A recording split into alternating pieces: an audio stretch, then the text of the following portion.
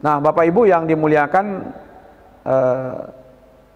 sebelum saya lanjutkan, saya ingin ceritakan sedikit satu kisah ya, yang bernama Bishr Ibnu Haris namanya, Pak. Namanya ini sebenarnya orang biasa saja ya, seperti kita inilah, ya kan? Bukan pejabat besar, bukan ulama besar, ya kan? Cuman namanya menjadi harum. Ya, banyak buku-buku sejarah di Timur Tengah itu yang menulis tentang keharuman nama beliau. Satu kali beliau ditanya, apa kira-kira amalan yang bisa sampai membuat namanya harum seperti itu? Ya kan? Satu kali dia berada di suatu jalan, bertemu satu kertas. Kertas itu sudah berdebu, kertas itu kotor, Pak.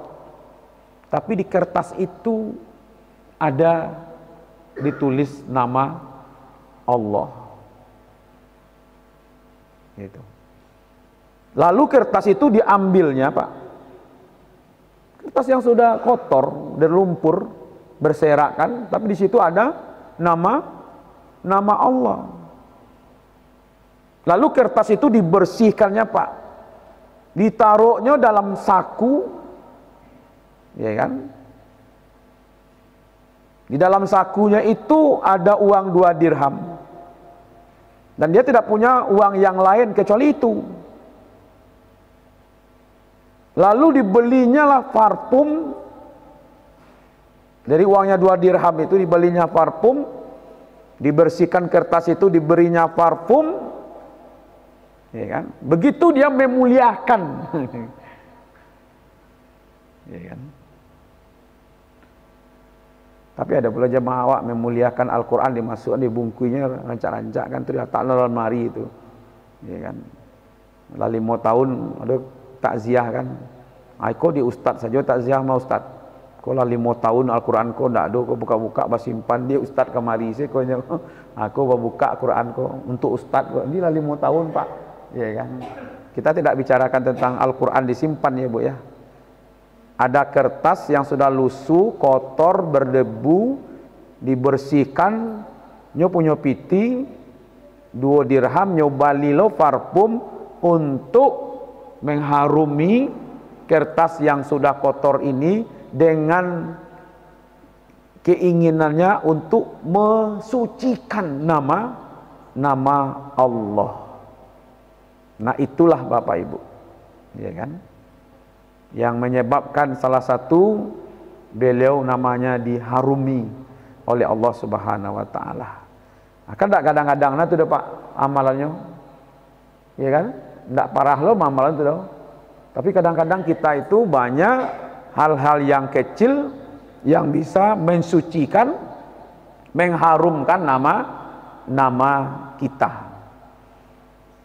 Yang kedua ingin saya sampaikan Bapak Ibu, begitu sucinya nama Allah, sehingga Allah perintahkan kita untuk mensucikan sabbihisma rabbikal a'la. Ya, sucikanlah ya nama Rabbmu, ya kan. Yang kedua maksudnya apa? Kita ini tidak akan bisa Pak dekat dengan Allah kalau kita tidak mensucikan diri juga. Itulah rahasianya Bapak Ibu. Kenapa kita mau sholat itu bersuci Pak? Ya kan? Suci dari najis, suci dari hadas. Ya kan? La yuqbala sholata ahadukum hatta yatawadda. Tidak diterima sholat salah seorang di antara kamu kecuali dia berwudu. Berwudu itu dimulai dengan bersuci. Kita harus suci dari, makasih, dari najis, suci dari hadas Pak. Jadi kita tidak bisa dekat dengan Allah kecuali kita suci. Kalau masjid kita ini bersih, Lalu datang orang pakaian kotor-kotor, Pak. Op, keluar, kumuah. Itu tandanya kita tidak rela kalau tempat yang bersih ini dikotori. Apa bedanya bernajis dengan berhadas, Ibu?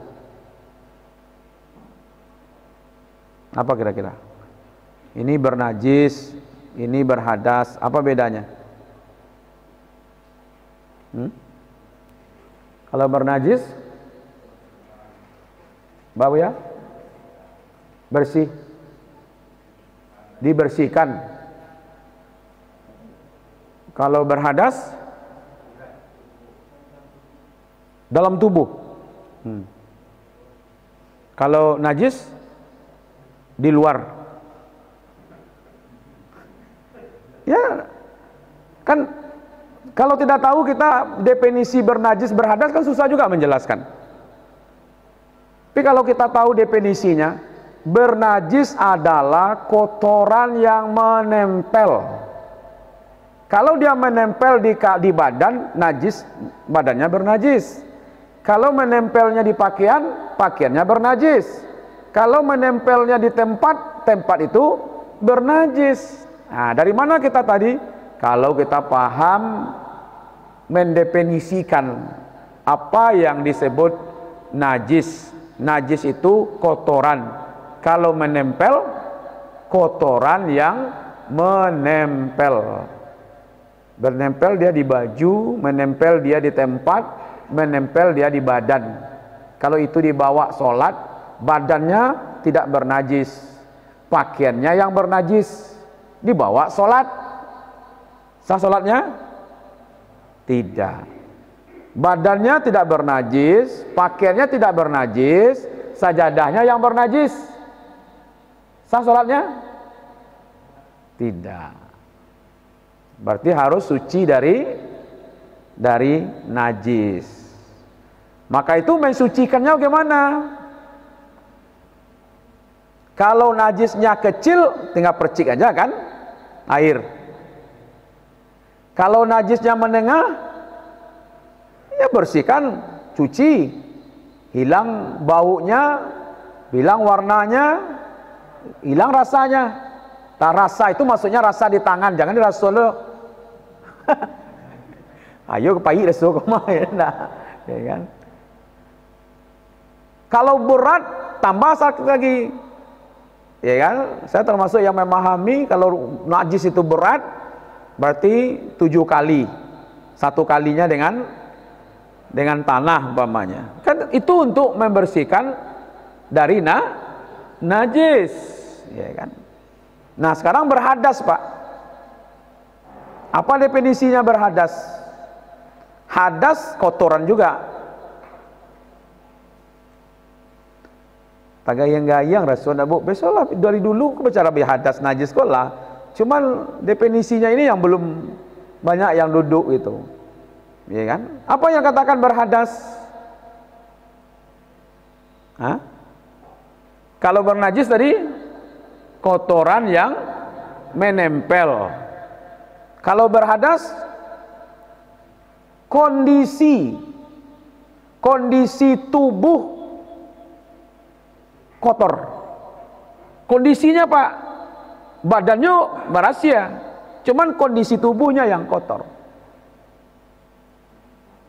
Walaupun ibu mandi pun 3 kali 4 kali 1 hari, tapi kalau dalam keadaan haid tetap dalam keadaan kotor. Namanya berhadas. Ya kan? Orang nifas habis hubungan suami istri berhadas, itu namanya berhadas besar.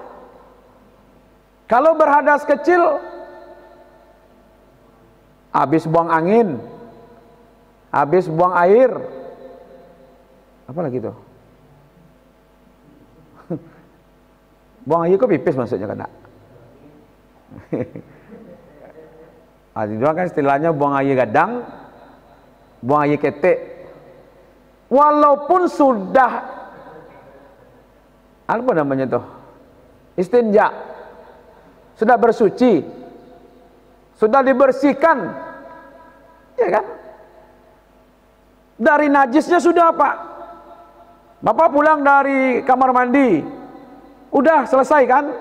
BAB-nya selesai, sucinya sudah, bersucinya sudah. Apa sudah bebas dari hadas belum? Hah? Belum. Dari najis sudah, tapi dari hadas belum. Kalau begitu bagaimana membersihkannya? Membersihkan hadas kecil dengan berwudu, membersihkan hadas besar dengan mandi. Nah, itu, Pak. Maka itu disyariatkan batal wudu baru berwudu supaya dalam keadaan suci. Bisa bedakan mana yang berhadas, mana yang bernajis gitu. Jadi kalau pulang dari kamar mandi dari toilet sudah dibersihkan, ya kan? Tapi tidak berwudu, berarti kita dalam keadaan masih berhadas. Makanya tidak boleh sholat dalam keadaan berhadas. Ya kan? Nah, maka dari itu Bapak Ibu, untuk dekat dengan Allah itu kedua-duanya, bersih dari najis dan bersih dari hadas, baik najis besar, najis menengah, najis kecil, atau berhadas besar atau berhadas kecil, ya kan? Nah, itu, Pak. Kenapa kita tidak boleh? Ya tidak bisa, ya kan? Nah, cuma masalahnya sekarang karena dia bagian dari fikih, ya kan? Boleh tidak dalam keadaan tidak berwudu baca Quran? Boleh, tapi tidak utama. Lebih utama, lebih afdol kalau membaca Al-Quran dalam keadaan berwudu. Boleh tidak kaum ibu yang sedang haid berzikir, baca Quran? Mayoritas membolehkan, apalagi untuk ilmu. Ya, kalau tidak boleh lo baca zikir, kok tidak baca bismillah lo menjelang solat kan? Mau makan kan? Itu langsung saya makan lah. Mau tu tidak boleh baca bismillah lo gitu. Ya kan? Itu beda. Ya. Dalam kajian-kajian ilmu boleh tidak masuk masjid wanita dalam keadaan haid? Boleh. Masuk ke masjid kok? Kalau memang ada perlunya, kenapa tidak? Yang lebih besar kemudian bisa menjaga kebersihan. Kenapa dulu? Ya dulu kan tidak ada pembalut, Pak. Kadang-kadang nyutibu, Pak. Nyubai banjir kadang, masalah seraknya kan? Ya. Artinya apa? Kan pernah Rasulullah minta kepada Aisyah untuk mengambilkan dayung itu melewati masjid. Kata Aisyah, saya haid ya Rasul. Kata Rasulullah, haidmu bukan di tanganmu. Ya kan? Tapi kalau duduk-duduk sibuk di masjid kok main kelereng atau main congkak, itu ya tidak perlulah. Ya di luar masjid lah, enak. Ya kan? Dalam untuk ilmu, ya kan? Nah, Bapak Ibu yang dimuliakan, kembali kepada kajian kita. Ternyata sucikan asma Allah, sucikan zatnya, dan sucikan diri kita untuk supaya dekat dengan Allah yang maha suci. Itu baru lahir, Pak. Bagaimana dengan kolbu kita, hati kita, ya kan? Supaya menghujam tauhid itu di dalam hati dan pikiran kita. Karena yang merasakan dekat dengan Allah itu adalah hati. Maka itu bersihkanlah hati itu, ya kan? Bersihkan dari sifat-sifat yang tidak baik. Jadi seperti inilah, Pak. Ini gudang besar. Dalam gudang itu ada barang yang masih utuh, ya kan? Ada barang nanlah pecah, ada nanlah patah, ada enggak? Nah, kalau diibaratkan itu, maka dari itu kita Yang rusak-rusak itu dibuang dulu. Iri, dengki, dendam, ya kan? Buang dalam hati supaya bisa dakik dengan Allah, Pak. Ya kan? Oh, ambonya tidak bisa, Ustaz. Sampai ke surga, tidak kamu maafkan. Pilolo orang pedendam masuk surga, Pak. Ya kan? Orang pedendam ku bungo dendam ku lebih gadang banyak pada bungo bang. Ya kan? Sampai tak putih tulang mo di dalam kubur tu tidak kamu maafkan. Ya, berlagu tiada maaf bagimu. Ya kan? Yo sakit mana hati, Ustaz. Yo padih. Limu alif panjang umpanya, Pak. Ya kan? Hati-hati. Ya kan? Kan memang begitu ya. Qad aflaha man zakkaha, ya kan? Wa qad khaba man dassaha. Sungguh beruntunglah orang-orang yang mensucikan jiwanya, dan amat rugilah orang-orang yang mengotori jiwanya. Ya kan? Jadi memang zakkaha, kalau harta disucikan dengan zakat, dengan infak sedekah, ya kan? Hati kita sucikan juga dengan membuang, Pak. Buang seluruh yang buruk-buruk itu. Kalau dibuang kan nanti kosong tuh. Sama gudang, kalau barang buruk-buruknya lah keluar sadonya, tentu ada yang kosong sisi-sisinya tuh, Pak. Itu yang kita isi. Isi yang kosong, dendam lah dibuang, supaya tidak balik dendam tu balik ke situ, isilah dengan pemaaf. Gitu. Dihiasi kembali yang kosong-kosong itu supaya memang terasa dekat dengan Allah. Ya kan? Wa iza salaka ibadi anni fa inni qarib. Jika hamba-hambaku bertanya kepada engkau tentang keberadaanku, jawablah aku dekat. Apa yang merasakan dekat? Hati. Kalau tubuh Pak bisa mana dekat, Pak? Hati yang berasia itu yang bisa dekat dengan Allah. Jadi Allahnya kita junjung tinggi, kita sucikan, hati kita juga kita sucikan. Baik, kita buka tanya jawab.